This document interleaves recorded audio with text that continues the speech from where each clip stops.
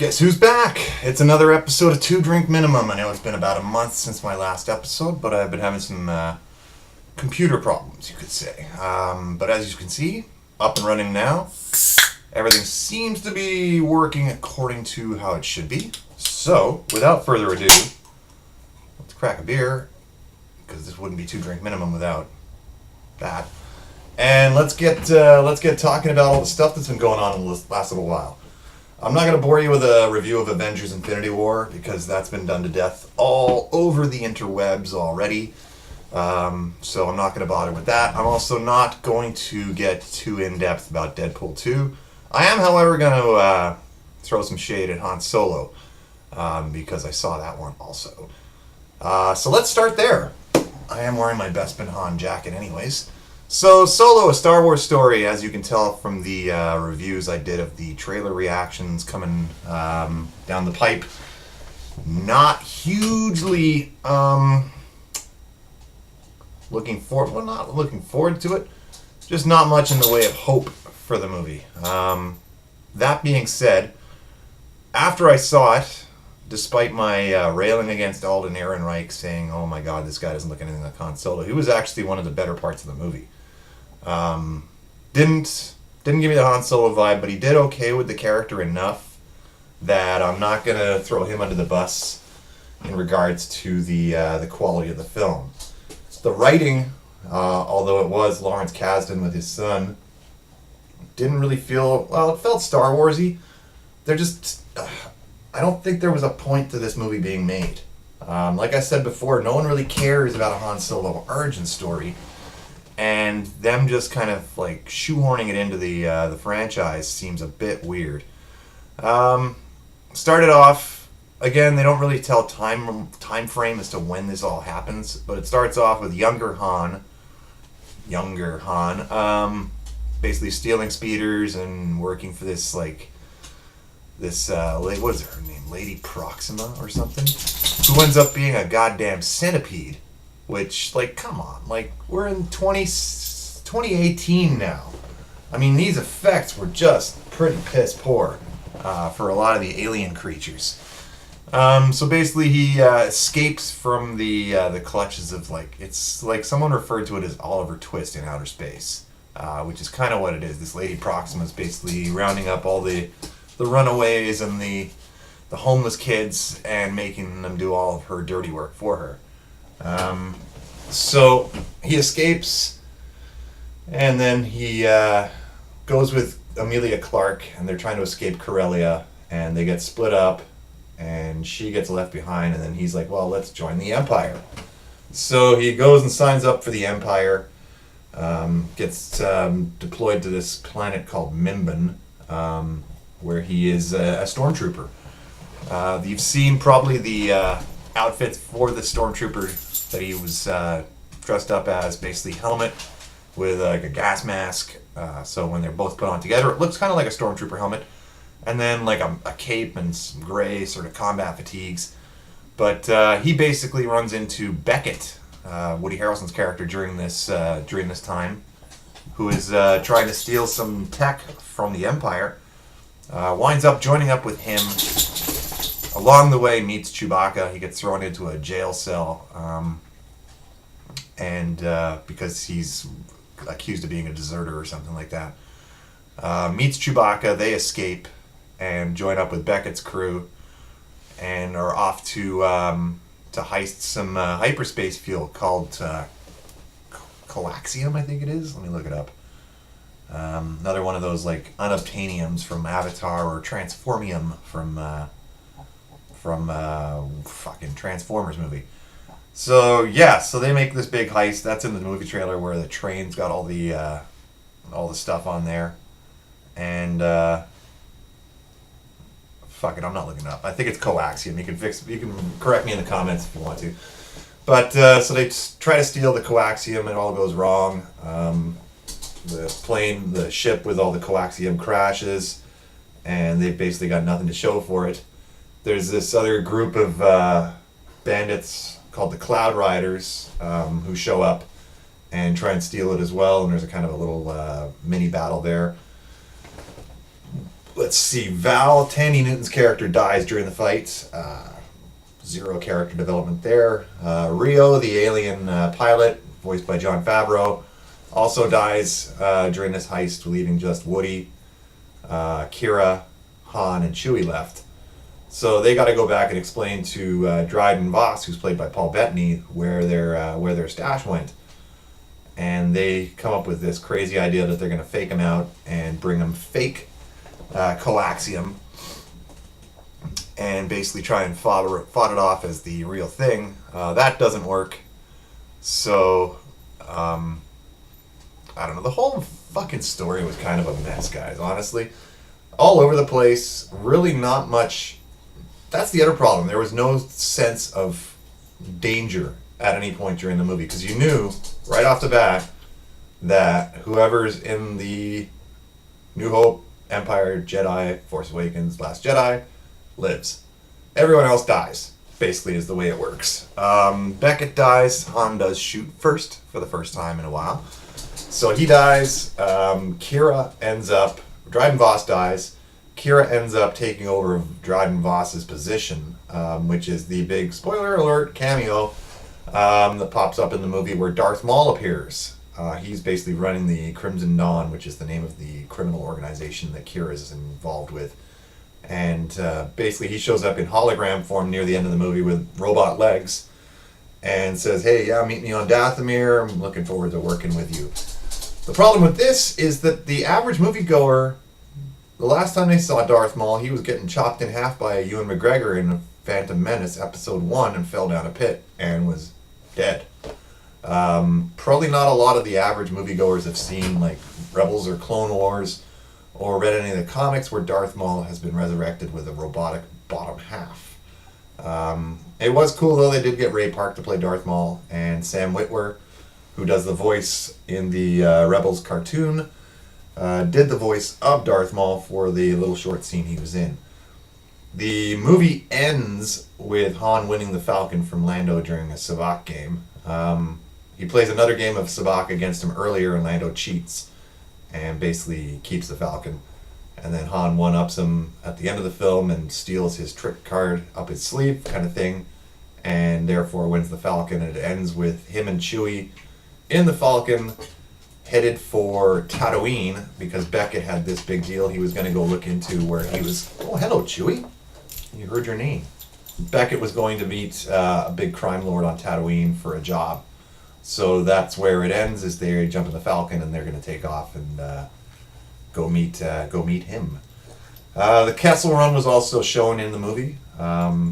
Again, it's basically just a shortcut that Han took through the Maw around Kessel, where no one ever goes before. It's like the Bermuda Triangle kind of thing in outer space. They get chased by this big octopus thing. Again, terrible CGI. What the hell is it? It's 2018 or 1991. Big octopus chasing them. They get caught in a gravity well. And basically what they do to escape is they take the coaxium they have on the ship and inject it into the hyperdrive and basically blast their way out and doing the run in 12 parsecs. There's actually a joke later on where Han's going around telling everybody that, hey, I just did the Kessel Run in 12 parsecs. And Chewie growls at him and he's like, count to be round down, buddy. So overall, I wasn't crazy happy about it, but it wasn't great. It wasn't terrible. It just wasn't necessary in the grand scheme of things. As I said before, we didn't need to see a Han Solo origin story. Much the same way that we don't need to see a Boba Fett origin story beyond what they've done with introducing him in Attack of the Clones. Or do we need to see a Yoda origin story, which at one point they were toying with the idea of doing. I have heard that Obi-Wan is being done. There is also going to be a Boba Fett movie, apparently. James Mangold, who directed and wrote Logan and Walk the Line and 3:10 to Yuma, among other movies, is in talks. I don't know if it's for sure yet, but he is in talks with Disney to write and direct a Boba Fett standalone movie, which, again, why do we need it? Other than that, Not a lot of news on episode 9 yet. I think the fans are still pissed off about episode 8. But again, I don't know what the fuck the deal is with that. I thought episode 8 was okay. It thought outside the box. It did something different. And of course, all the fanboys got up in arms because all the answers that got given to them weren't the ones they wanted. Boo hoo. Anyway, another side note on the episode 8 fiasco is the girl who played Rose, Kelly Marie Tran, apparently recently deleted her Instagram account because people were just being fucking assholes. There was apparently one post where she's like, hey, it's my birthday, with a picture of her and her friends out celebrating, and somebody apparently posted a comment saying, I wish you'd fucking die. Come on, people. It's a movie. Fictional characters. Stop picking on this poor fucking girl because she was in a movie that you guys didn't like. Cry me a fucking river. You go and make a fucking movie that's better than that. You go and audition for a role like that and see if you get the part. Don't pick on her because she was in a movie. Daisy Ridley also had to fucking cancel out all of her social media accounts because anytime she voiced her 2 cents about something, everybody would jump down her throat about it. Come on. I don't get it. I just don't get it. People, you need another hobby if this is the way you're going to act. I don't blame her whatsoever for deleting her Instagram account. If that was me, I would have done the same thing. Just because you're in a movie, you play a role. And the worst part was she was so excited to get that part. And lo and behold, y'all fucking ruined it for her. Bravo. Golf clap. You fucking ruined it for her. So yeah, I mean, that doesn't obviously speak for a majority of the Star Wars fans. But the ones who did post those kinds of comments, y'all need to shake your head. Come on, really? I don't know. Anyway, rant over on that one. What else has been going on? Comcast. Oh, this is the big one that dropped today. As you probably know, Disney is looking to buy Fox Movies, 21st Century Fox Movies movie studio, with all the movies included with it, which also include X-Men and Fantastic Four. However, the problem now is that they are in a bidding war with Comcast, who owns NBC, Universal, all that stuff. Disney's first offer was $52 billion cash and stock assets to Fox to buy the rights to the movie studio. Comcast has now turned around since the AT&T Warner merger went through. That finally got approved by the government. Now Comcast has offered up $65 billion cash for the studio. The stockholders for Disney or Fox are apparently going to vote on which deal they're going to take come July 10th. The problem is that the president of Comcast was recently quoted in an interview saying, we have no interest in doing Caped Crusader movies. They're basically looking at just trying to procure all the rest of the titles for... I mean, it's all come down to streaming. That's what it is. Everybody wants to be the new Netflix. I mean, Apple looked at buying Netflix. AT&T, now that they have Warner, are probably going to start their own streaming service. Disney's got their streaming service ready to go for next year. So, whether or not this actually happens, I don't know. $65 billion cash. Holy shit. That is just unheard of. We'll see what happens. It could still be that if Comcast does buy the company, that they could turn around and be like, hey, Disney, you want the X-Men and Fantastic Four? Pony up. But we'll see. It's crazy the amount of money that gets tossed around with these companies. But we'll probably know more about that within the next few weeks, once the votes put to a vote. And we'll see where things stand. Other than that, movie news. What the hell's been going on? Deadpool 2, like I said, I'm not going to do a review, but I thought it was really good. Avengers Infinity War, Jesus Christ, that movie was amazing. It just actually passed $2 billion at the box office, which puts it in lofty company with only 3 other films. There's only 4 films in the history of cinema that have broken 2 billion. Obviously Avatar and freaking Titanic, and then we've got Force Awakens and now Avengers. All at the $2 billion club. Whether it'll catch Avatar, probably not. That's just a fucking misnomer that movie made that much money. Oh, another thing. My little short episode I did a little while back about the guesses for Infinity War. I fucking called it. Gamora. I called it. Anyway, I wasn't expecting 2/3 of the rest of the cast to turn to fucking dust, though. That's going to be interesting to see how they fix that. I've seen set photos from from Avengers 4, where it looks like they're literally back to Avengers 1. There was one photo of Downey with Paul Rudd as Ant-Man talking to Cap, Chris Evans, but Cap was wearing his original costume from Avengers. And so I'm fairly confident there's going to be a lot of time travel in the next episode coming up. Obviously, all the heroes aren't dead. I mean, they're starting to shoot Spider-Man 2 next month. So, yeah. But that was a very ballsy way to end it.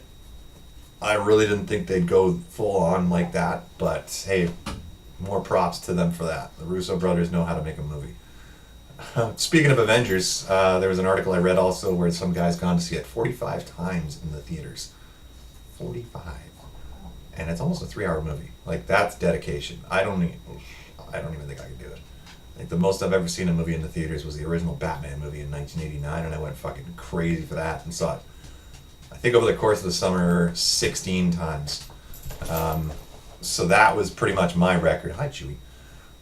But 45 times, apparently the Russo brothers caught wind of it and have offered this guy tickets to go see the premiere of Avengers 4 next summer, whenever it opens, wherever it opens, kind of thing. So, hey, at least he's getting something out of it. And IMAX apparently offered up 50 more tickets so that he could completely destroy the record. Apparently he's going to save them and take a whole bunch of his buddies to go see Ant-Man and the Wasp when that opens on July 6th.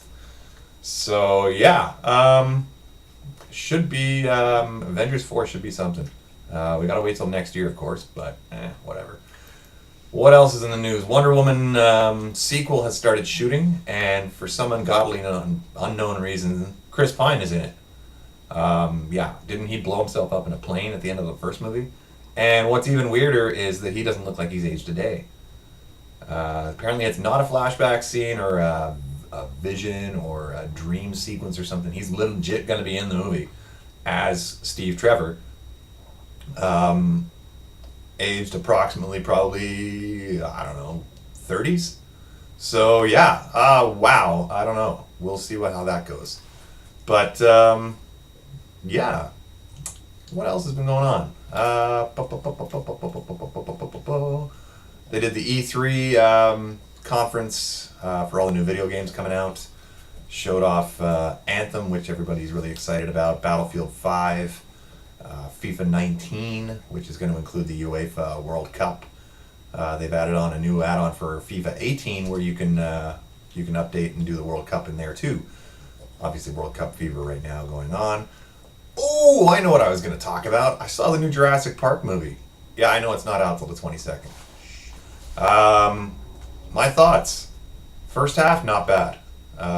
Premise is the island is going volcanic and all the dinosaurs are getting wiped out. So Opie's daughter basically is running a company where they want to go back and save the dinosaurs from a second extinction. So she winds up talking Chris Pratt into going because Blue, his little raptor that he trained, is still on the island too. So the theory is that the reason they want all these dinosaurs, which actually turns out to be the case in the second half of the movie, they basically escape the island, and then all the dinosaurs are being auctioned off to various companies who want to use them for military purposes or something like that. So, Chewie, if you're going to slobber on the handle of the chair, you're getting down. Plunkety plunk. So that's where the movie kind of fell apart. The second half is very much like Jurassic Park 2 when they got back to the mainland and the T-Rex was storming through downtown San Diego, stuff like that. The new big baddie for this movie is the Indoraptor, which is kind of like another crossbreed, kind of man-made dinosaur, kind of like the Indominus Rex from the last Jurassic World movie. The difference with this one is that there's a specially built wet gun that you can point at a target and it sends off like an acoustic pulse that the Indoraptor then locks onto and basically goes into kill mode until the target is destroyed. It was alright. They gotta find something else to do with these movies because it's starting to get a little long in the tooth, no pun intended. Nothing will ever top the first Jurassic Park movie from '93, obviously.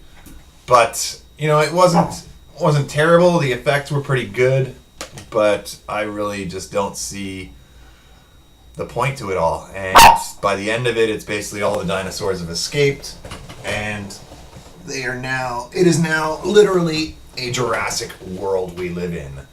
And here's Layla. So, yeah, not bad. It opens June 22nd in North America. But I don't think I'll be going to the theaters to see it. It was like I said, it was okay, but it wasn't great. It's doing okay overseas box office. I think it's at 150 million opening weekend overseas. The reason they opened it overseas now rather than 22nd is because of the World Cup. Everybody's busy watching soccer, so they want to get that out of the way and try and make some money off that before everyone's glued to their TV sets watching. Probably the Netherlands beats somebody for the World Cup. So, yeah, June 22nd here. July 6th will be Ant-Man and the Wasp. I'm looking forward to that one. That should be pretty good.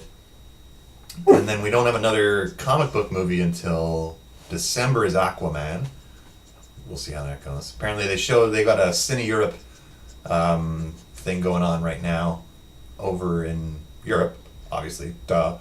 I read a thing today that they showed the first footage of Avengers 4 and Captain Marvel at Cine Europe, as well as the Aquaman trailer. So we'll probably be seeing that pop online soon here. The Aquaman trailer, that is, not the Captain Marvel footage or anything like that. Captain Marvel's not opening until March of next year, and then we've got Avengers 4 in May, I believe. So they're going to be pretty close together. Beyond that, I'm not sure what the slate is. I've heard the Immortals are on tap for Marvel. They want to do that next. They're also talking. Benedict Cumberbatch is chomping at the bit to do a Strange sequel. We'll see how that works because he was one of the guys that got dusted at the end of Infinity War. And Guardians 3 is also in the works. Mark Hamill apparently has been talking to James Gunn about getting a role in Guardians 3, so that should be interesting. Which ones they bring back, we'll see. Obviously, all the Guardians except for Rocket and Nebula got dusted at the end of Infinity War. And Gamora, well, I've read somewhere that anybody that died pre-dusting is dead. So that means Loki, Gamora, and Vision are all toast. Everyone else has the potential of coming back, which they probably will, or they could also just start a new crew with New Mutants. Apparently Quicksilver's in Avengers 4. I don't know how the hell that's going to work unless there's some major league time travel going on. But excited either way. Digital release for Infinity War is July 31st. So mark that on your calendars because that's coming up real quick. Digital release the 31st probably means Blu-ray. I'd say mid to late August for Blu-ray. They usually like to give it a couple of weeks head start for the digital, just to make some money off that before the hard copies come out. But pretty excited about that. Other than that, I don't know. There's movie news. Jay and Silent Bob reboot starts shooting soon. Can't wait for that. Kevin Smith's apparently was in Toronto the last few days. The wife said it was for shooting some Drake video. I was like, God, really? Like, I thought he was hopefully doing like a Q&A or something, or possibly scouting locations for the new movie. But that should probably be out next summer, possibly.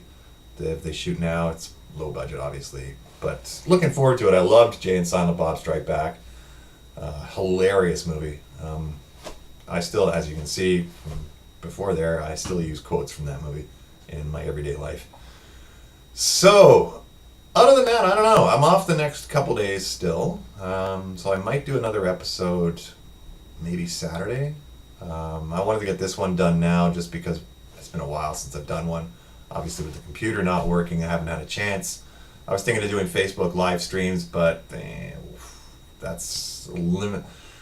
Well, I mean, I've only got 13 subscribers, so it's not like it's a limited audience. But I'd rather do it this way. This way I can. Well, I got to re-download all that software. I got it too. So don't expect any fancy graphics and pop-ups and stuff like that on the videos for a little while. I've still got some work to do getting the computer back up to full running speed. But at least for right now, I can put up a bare bones video, prove that I'm still alive. Hi.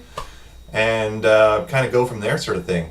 But anyways, let me wrap this up now here. One last thing I found really funny: the Red Dead 2 Redemption, or Red Dead Redemption 2, coming out this fall. They released all the info on the collector sets that are releasing. And there's one that's like an ultimate collector's box with all sorts of swag and stuff like that for the game, like playing cards and digital downloads and some booklets and maps and stuff like that. Costs like over $120 US. And the funniest thing is, it doesn't even include the fucking game. $120. You got a bunch of shit that's based on the game, but you still got to pony up another 100 for the game on top of that. Like, what the fuck?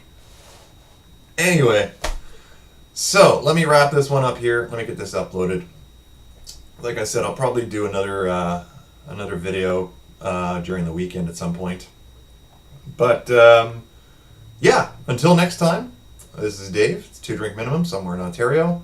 Nice sunny day. Dogs are chomping at the bit to go outside again, even though I just let them out like 20 minutes ago. So yeah, tell your friends, like, subscribe. Post your comments in the comment section below. If I'm wrong about the name of that hyperspace fuel from Solo, let me know. And until next time, we'll catch you later for another episode of 2 Drink Minimum. Bye for now.